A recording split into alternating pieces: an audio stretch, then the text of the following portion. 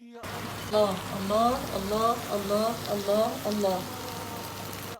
فرخة لذيذة ومقرمشة ومستوية ومتحبشة ومتدلعة. نيجي للمقادير. في كيس كده اهو هنحط شوية مستردة ومعلقة خل وهنعصر ليمونتين، وهنجيب دلوقتي كمان كذا فص توم كده اهو حلوين كده ونفرمهم. الفرخة دي بتحب التوم كده.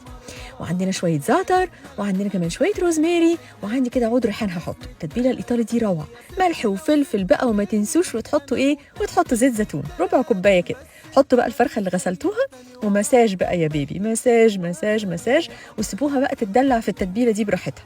قطعوا بطاطس حلقات في الصينية، حطوا عليها شوية طماطم شاري، وحطوا بقى شويه عود من روزماري، وحطوا شويه زعتر. وما تنسوش طبعا ايه، لازم البطاطس والطماطم ياخدوا ملح وفلفل بتاعهم، وبرده ما يمنعش ان احنا نحط عليهم شويه زيت زيتون. وهحط لكم كمان ايه، بشر ليمونه. الله على المزازه. طلعوا بقى الفرخه من التتبيله اللي قعدت فيها دي، ايوه يا سيدي، وادخلي بقى الفرن يا حبيبه قلبي، وتعالي شوفي.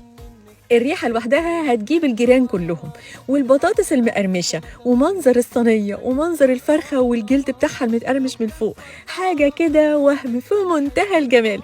وأوعدكم كل ما تقعدوا الفرخة في التتبيلة وقت أطول، كل ما اديتكم طعم رائع في منتهى الجمال.